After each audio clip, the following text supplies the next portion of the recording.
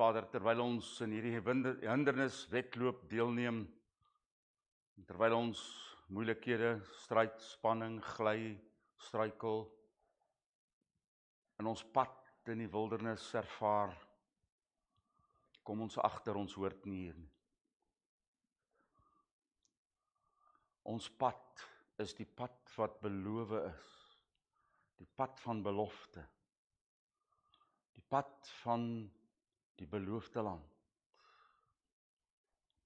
Maar ons is in die wildernis, omdat ons al hierdie hindernisse toegelaat het om ons te blokkeer, ons wantroue, onsself, ons skuldgevoelens, ons verlede, ongehoorsaamheid, sonde. En hierdie struikelblokke het ons verhoed om in te gaan waar ons hoort. Ons hardloop in die wildernis.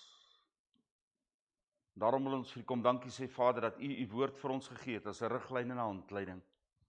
Maar daar is so baie stryd, daar is so baie vertalings, daar is so baie twyfel, daar is so baie mense wat nie meer weet wat om te glo nie.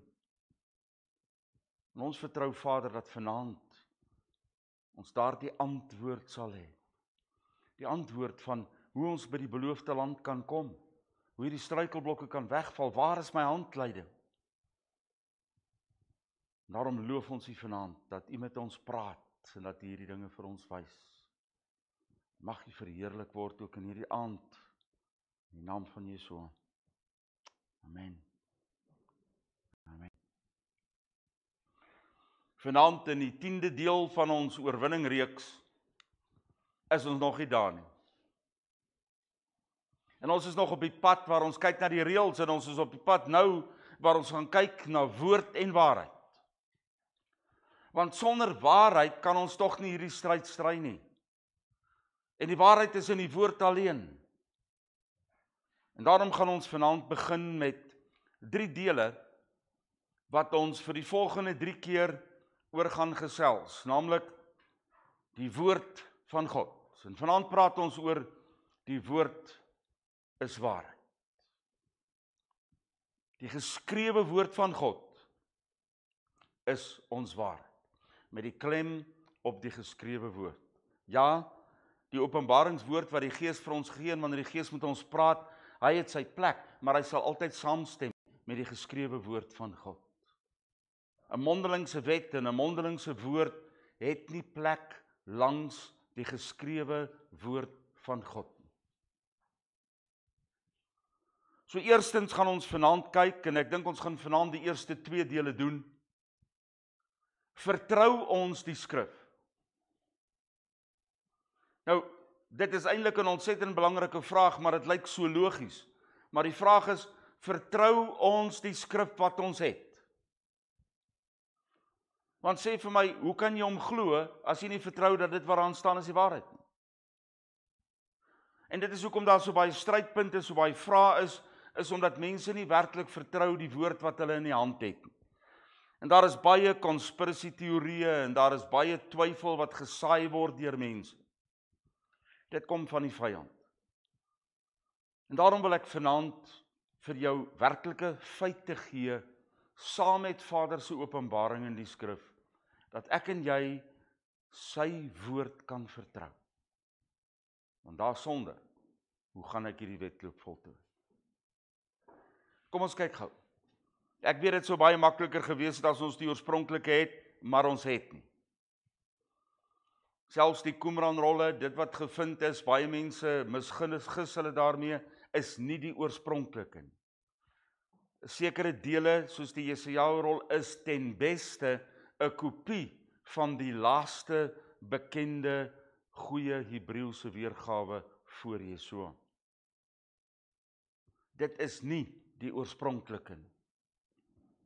Die nuwe verbond, wat ons enige tyd kan oor gesels oor die werklike oorsprong van die bron van uit Aramees, het ons geskrifte van baie oud, maar ons het nie die oorspronklike geskryf in die hand van die apostels. Ons het hulle nie. Daarom het ons kopieë. Nou, van dit weet ons dat Vader sy woord bewaar het en op 'n unieke manier die beste van sy woord vir ons behou het. Maar hierdie, wat ons nou gaan doen, is 'n verklaring van ons vertroue in hierdie geskrewe woord, wat ons het as waarheid. En ek gaan probeer jou net 'n oogblink probeer gee, van hoekom ons hierdie woord wat ons het, kan vertrou. Dis ons waarheid, ons standaard, ons riglyn, waardeur ons almal tot dieselfde waarheid kan kom. Hoe min verdeeldheid sal daar nie wees, as almal dieselfde bron gebruik. As ons nie dit wat ons lees ten volle kan vertrou nie, hoe kan ons ooit tot geestelike volwassenheid kom? Hoe kan ons dit gehoorsaam, as ek dit nie eens glo? As ons nie een bron van waarheid het nie, is dit onmoontlik om een te wees in vertroue. En daarom lê ek baie klem in oral waar ons die PWL bekendstel en waar die pad van waarheid tot die lewe aan mense bekend gestel word as 'n Nuwe Testament vanuit die Aramees vertaal en die oudste bronne van die Hebreëus, nie die oorspronklike nie, ook gebruik vir die Tanak. Kan ons met vrymoedigheid sê, dis wat ons het. En na baie navorsing kan ons sê, dis al wat daar moet wees. Mense vra dikwels, maar is die Bybel wat ons het nie deur mense saamgestel nie? Jy weet, het nie een of ander Romeinse komitee nie gaan sit en die Bybel saamgestel nie. Dit is baie kortsigtig. En is 'n baie verkeerde manier om daarna te kyk. Want meeste mense gebruik dit net vir die nuwe verbond. Maar het jy geweet, die Tanak, die Ou Testament soos jy dit ken, is ook deur mense saamgestel. Kan ek vra, hoe dink jy is die Tanak saamgestel? Op presies dieselfde manier, deur mense. En is daar baie wat glo, want ons het nie definitiewe klarigheid nie, maar daar's baie mense wat glo dat Esra, wat jy ken vanuit die Bybel, die eerste erkende kanon vasgestel het met die boeke wat daar was, tot hy geskryf het. Teen die jaar 300 voor Jesua, op die allerlaaste, is al die Tanak boeke geskryf, bymekaar gemaak en erken as deur God gegee. Nee, voor enige komitee gesit het. Het Vader sy kanon, hierdie boeke, bymekaar gesit. 24 boeke, wat ons tans 39 van het, maar is presies dieselfde boeke. Want byvoorbeeld, 1 Samuel, 2 Samuel, 1 Konings, 2 Konings, daardie 4 boeke was almal een boek. En hulle is later opgedeel. 1 Kronieke, 2 Kronieke, soos jy dit ken, is een boek gewees. En so ook al die ander. Daarom is die boeke, lyk dit of het minder is, net 24, maar is presies dieselfde boeke as wat hier in die Bybel het. En dis bes moontlik, deur Esra, ek glo dit nogal sterk saamgestel, in die 5de eeu voor Jesua. Josefus, hy het in 37 na Jesua gebore, in 95 na Jesua het hy 2 Esdras, 14 AD 100, en leringshuis van Jamnia, 70 tot 100 na Jesua, aanvaar almal daardie kanon van die Tanak, soos ons dit het. Dis opgeteken. Net soos wat jy dit het. Sonder die ander boeke wat mense altyd daar wil indruk. Is hy reeds aanvaar. Jesua noem die moord van die profete vanaf geweld, Genesis 4, tot by Zakaria 2 Kronieke 24, die eerste boek en die laaste boek van die Tanak. Die eerste tot die laaste boek. Hy wil sê, in die hele skrif wat tot nou toe bestaan, en hy sluit nie die apokriewe boeke daarby in nie. Ook nie die Deuterokanonieke nie. Dis boeke wat as 'n tweede kanon gekies is, sodat mense dit moet lees, goeie leesmateriaal. Ek wil vandag vir u sê, wat min mense verstaan, nie een van hierdie boeke is ooit as kanon erken. Dit was altyd Deuterokanoniek, aanvaarde leesstof. Hou op rondhardloop, gaan kyk op ons webtuiste en sal sien daar's 'n dokument geskryf deur Derek oor Jasir, Henog en die boek van Jubilee.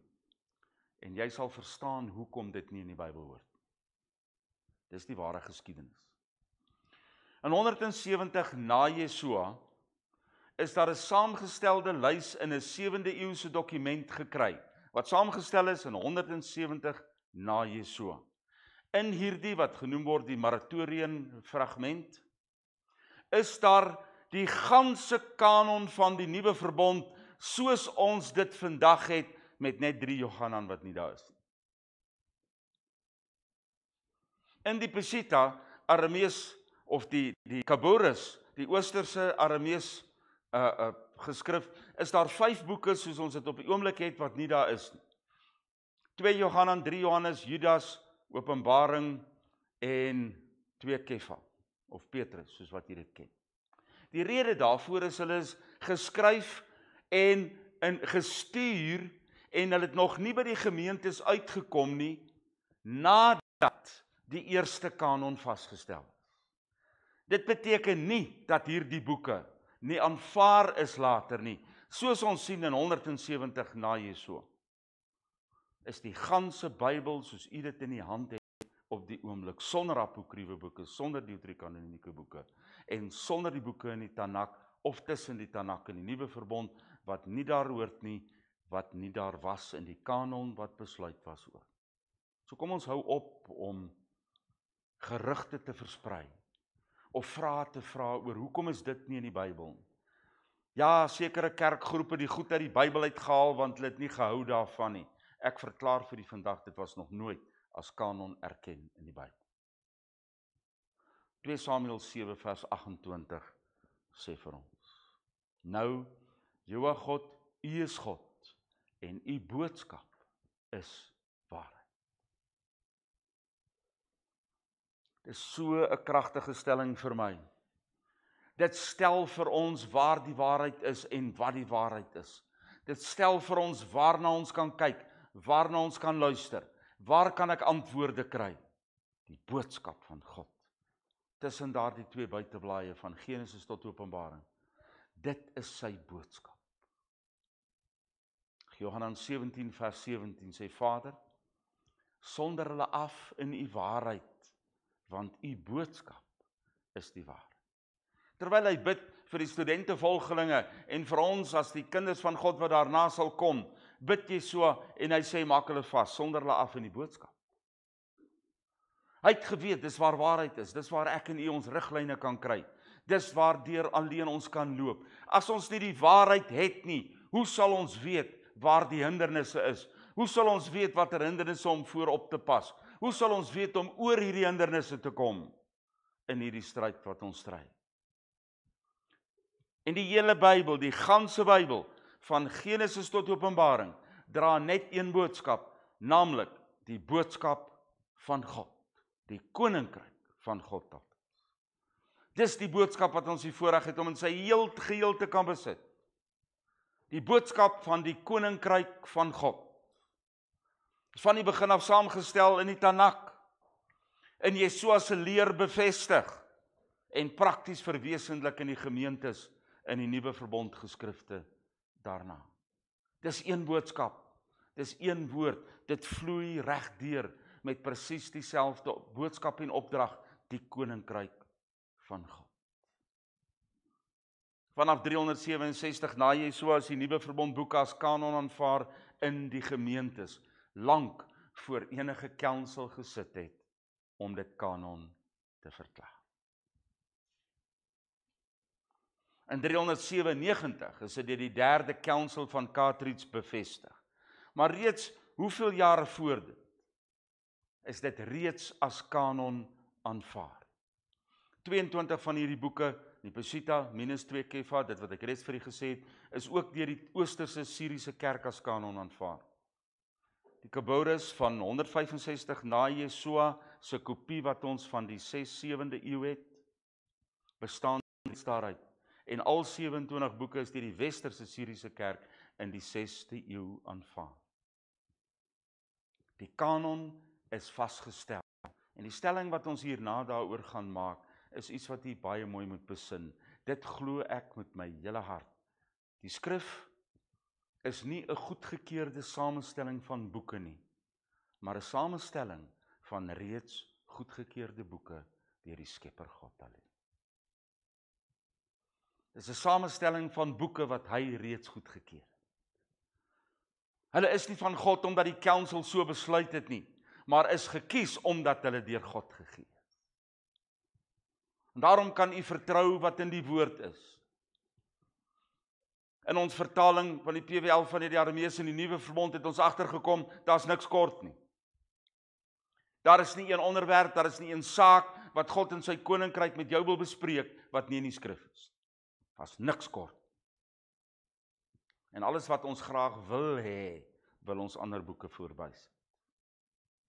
God het die skrif saamgestel en nie 'n groep mense nie. Dit is vir my die basis waarop ons sy woord kan aanvaar en leer en gebruik. Die kerk het net erken wat God reeds lankal saamgestel het. Hulle het nie die kanon saamgestel nie.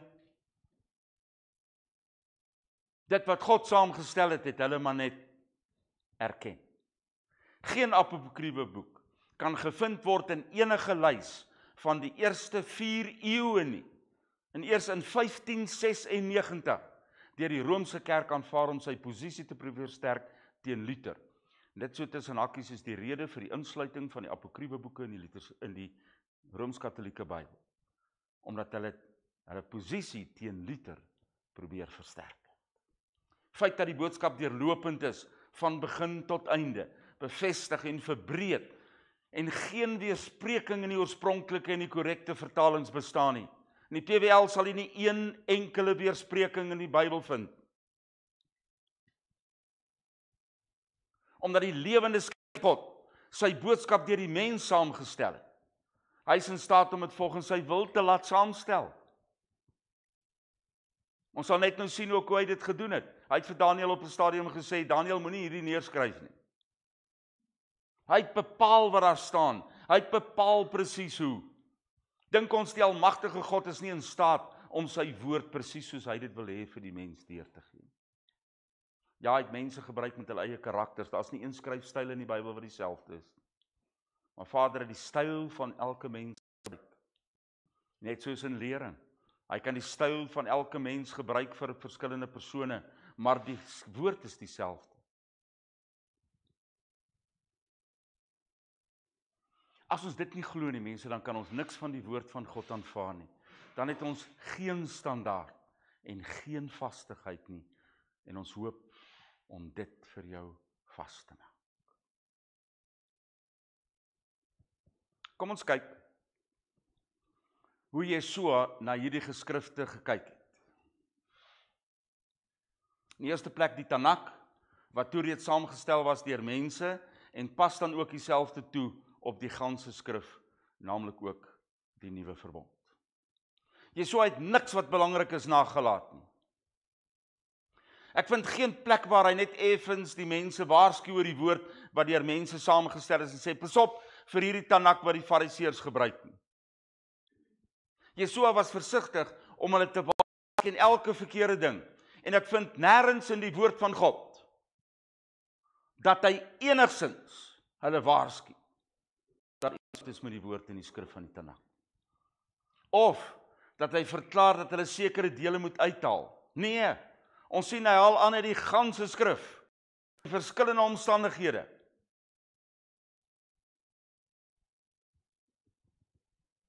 Hy haal 3 maal uit Deuteronomium aan wanneer Satan soek in die woestyn. En hy sê, daar is geskrywe.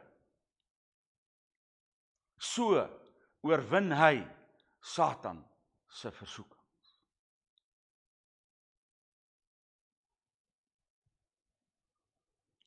Ek hoop jy kan lees ook en dit saam met my volg, want ek weet daar's baie inligting, so konsentreer asseblief daarop en volg dit saam met my. Hy haal aan uit die skrif, wanneer sy teestanders argumenteer oor egskeiding, en oor die Sabbat se korrekte gebruik, en antwoord hulle, julle dwaal, want julle ken nie die skrifte nie.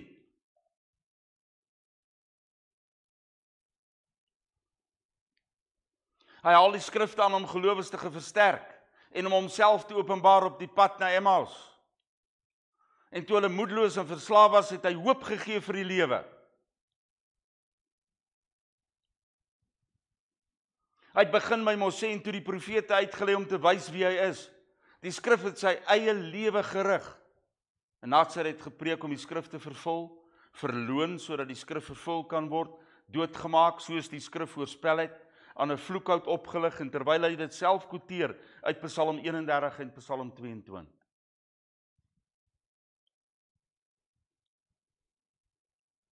Jesua het die woord van God ten volle vertrou. Hy het die woord ten volle gehoorsaam. Jesua haal uit elke deel van die skrif aan. In 179 verse van sy eie lering haal Jesua skrif aan en dis net wat in die Bybel opgeteken is. Hy haal al die gedeeltes aan waaroor mense vandag teorieë opbou en stry oor waar dit vandaan kom. Genesis 2. Hy het hulle man en vrou gemaak. Geweld se moord, Noag se vloed, Lot en sy vrou, Mose en die brandende barnbos, die slang wat hy oplig in die woestyn, Jona en die vis, Naaman gereinig van melaatsheid, Elijahu en die weduwee, die koningin van die suide wat na Slomo gaan. Hy haal 5 profete by die naam aan en quoteer uit al die afdelings van Jesajahu, terwyl die geleerdes stry en sê Jesajahu is nie deur een persoon geskryf. En elke keer wanneer hy dit aanhaal uit die gedeelte sê hy, Jesajahu het gesê.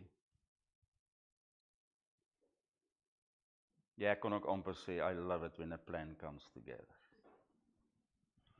Terwyl teoloë vandag stry en watter dele is deur hom geskryf, gaan Jesua en hy haal aan uit elke deel en sê, Jesajahu het gesê. Hy haal 8 psalms aan. Sy leringe is vol van die skrif. Jesua noem die skrif die opdragte van God. En ons kan maar oplet.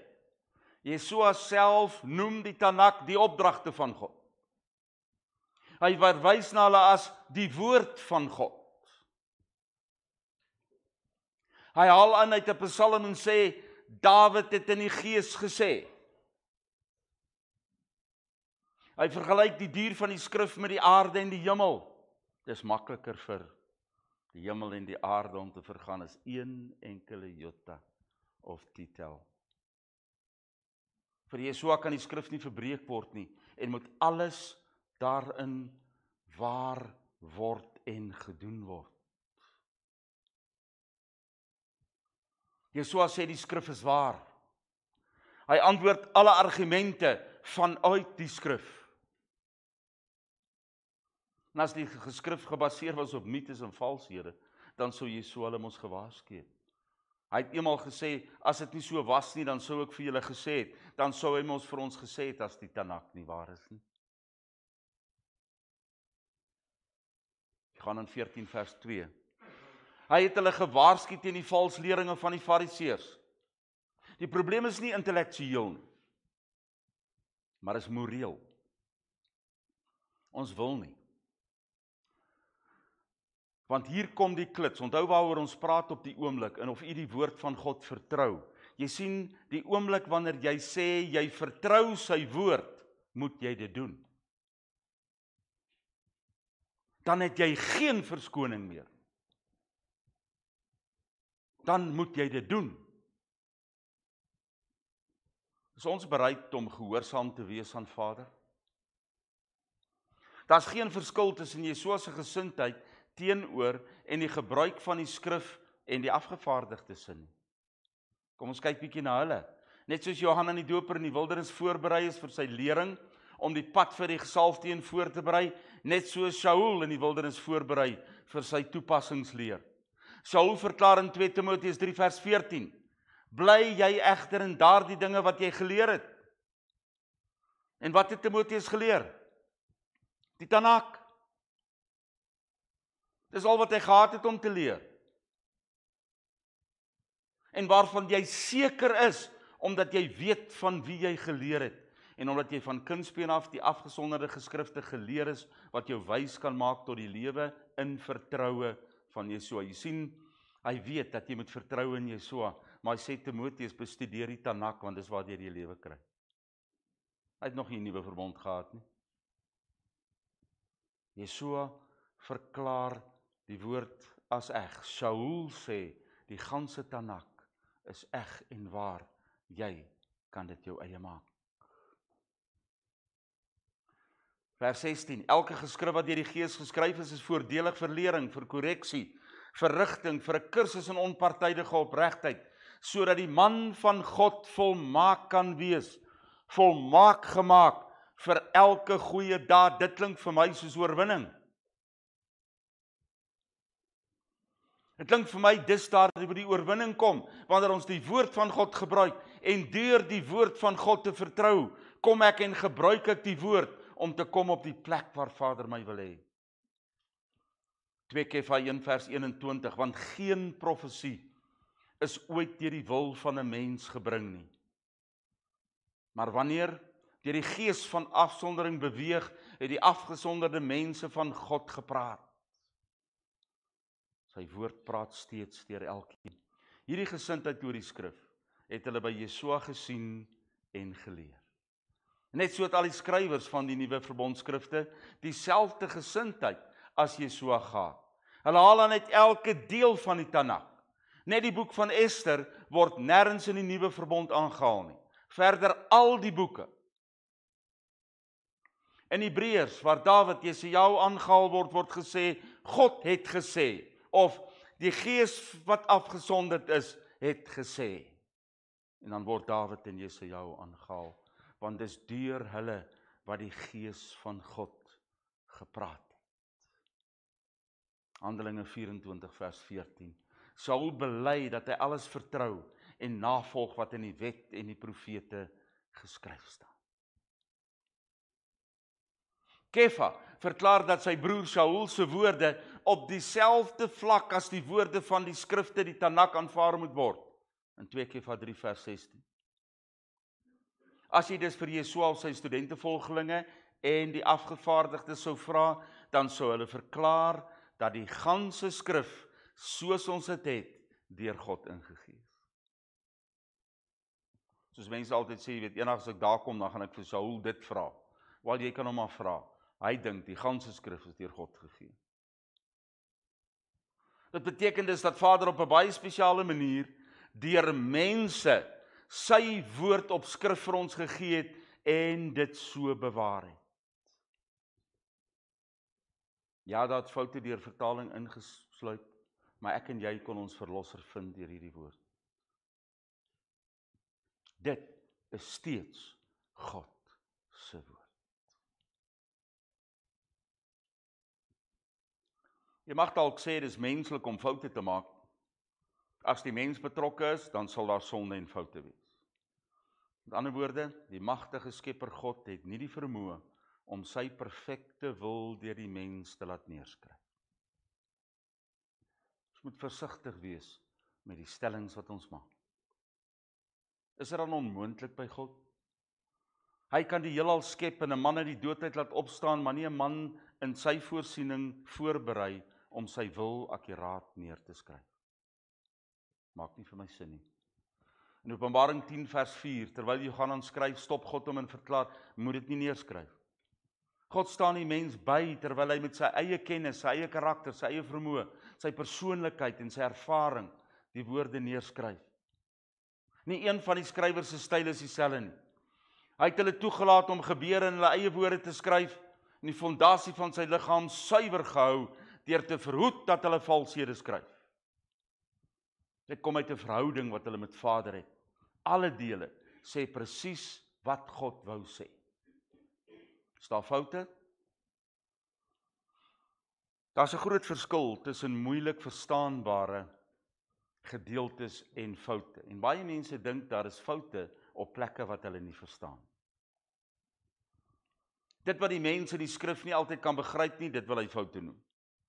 Daar's egter foute in die vertalings wat met teologiese en leringsdoelstellings gemaak word.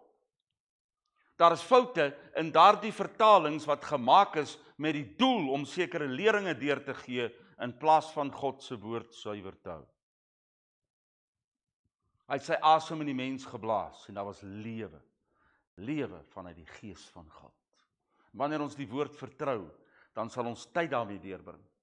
En ons sal lief wees daarvoor. Dink bietjie daaraan. As ek die woord van God vertrou, dat dit die enigste manier is hoe ek hierdie hinderniswedloop kan deurgaan. Dis die enigste manier waar ek die antwoorde kry.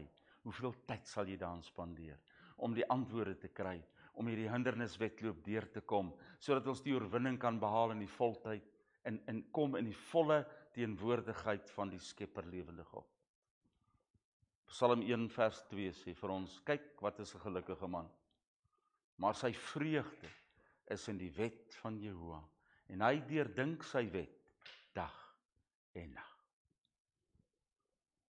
Die man wat gelukkig is in die oë van God, is hy wat tyd spandeer met sy woord, want hy vertrou hom. Josua 1 vers 8, hierdie boek van die wet mag nie uit jou mond uitgaan nie, maar jy moet dit dag en nag bedink, sodat jy versigtig kan wees, om volgens alles wat daarin geskryf staan te doen, want dan sal jou paaie voorspoedig maak, dan sal jy sukses hê. Dit klink vir my na oorwinning. Dit klink vir my dat die oorwinning in hierdie wedloop, wat ons besig is, lê in die woord van God. Nie ons sy leerstellings, of ons gunsteling spreker, of die geestelike boeke wat ons so graag lees nie, maar sy woord. En oor hierdie gedeelte wat nou is en wat kom, is ek ernstig. Die Bybel sê vir ons, die woord van God is ons basis. Dit moet dus die kern en basis wees van ons gemeente en van alles wat jy doen. Is dit ons verhouding met die woord? Ek het vandag 'n paar keer terwyl ek aan sekere dinge dink, maar onder andere aan sy woord, het ek die liedjie by my opgekom weer, soos 'n hert wat smag na waterstroom. Smag ons nou.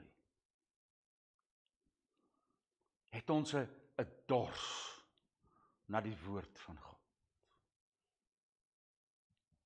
Ons het opgehou vreugde vind in sy woord. Sommer net as ontspanning.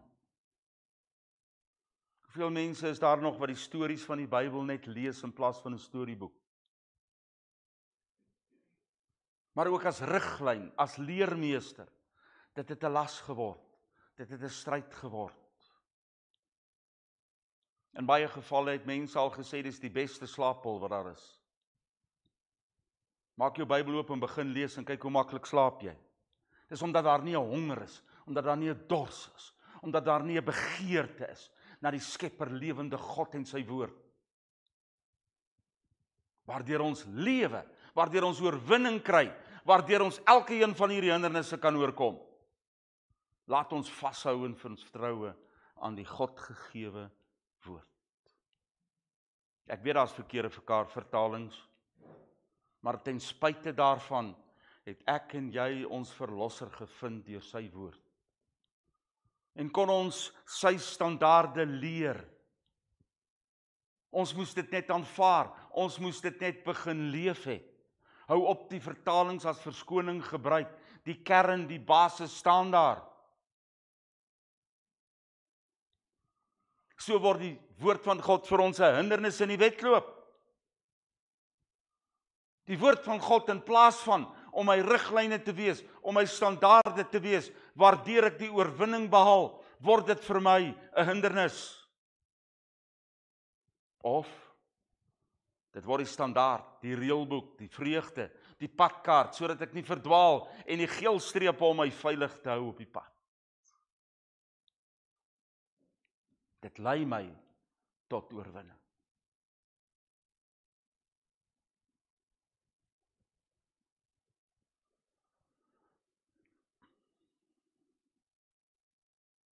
Ons doen vanaand net die eerste deel. Gaan môre aand 'n leerlike lang sessie hê. Môre. en die volgende sessie weer van so lank. Vir my is hierdie so kernwaarheid. Daar's net een teks wat vir my uitstaan in die woord van God. Sy woord is waarheid. Nou is my vraag vir elkeen van ons.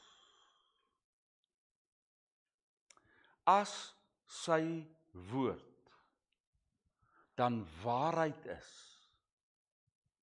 wat maak ons daarmee?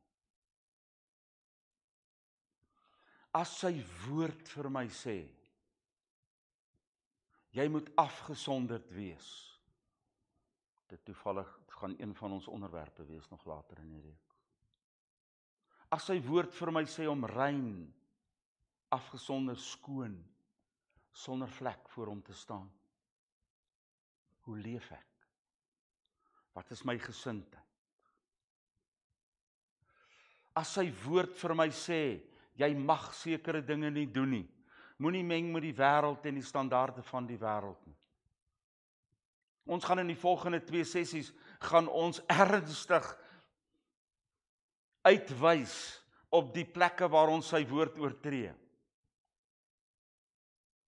En ons gaan seker maak dat ons daai dele in ons lewe kan gebruik om oor die hindernisse te kom. My vraag in hierdie aand vir ons net is, aanvaar jy, nee, vertrou jy sy woord? Want ek wil vir jou vanaand sê, en ons gaan dit weer herhaal dikwels.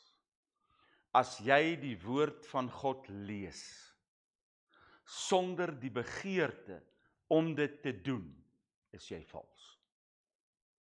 Hoekom lees jy dit? Hoekom lees jy die boek? Hoekom lees jy enigstens die Bybel? Hoekom luister jy na enige lering? As jy nie die begeerte het om dit te doen nie. Jy sien ons lewenssamenstelling, die opdrag wat Vader vir ons gegee het, in Deuteronomium 6 vers 4 is Shema Israel. Luister, hoor en doen. En as ek en jy dus gaan luister sonder die begeerte om te doen, mors ons tyd. Is ons vals. Waarom luister jy? Sê vir my, hoekom wil jy na die woord van God luister, as jy dit nie gaan doen nie? Want net om te luister, help absoluut niks nie. Jakob of Jakobus, soos jy hom ken, het al duidelik gesê, dis nie die hoorder van die woord wat deur Vader regverdig beskou word nie, maar die een wat dit doen. So die hoorder is vals, hy word glad nie gesien nie, want hy gaan sit en hy hoor, en hy gaan uit en hy vergeet wat hy gehoor het. Maar die een wat dit doen, is die een wat aanvaar word deur Vader, is die een wat dit doen. Vertrou die woord wat jy lees. Vertrou die woord van God, sodat jy kan aanvaar wat daar staan, sodat jy dit kan gaan doen, en sodat jy dit kan leef, want daar is lewe in die doen van sy woord. Kom ons bid saam.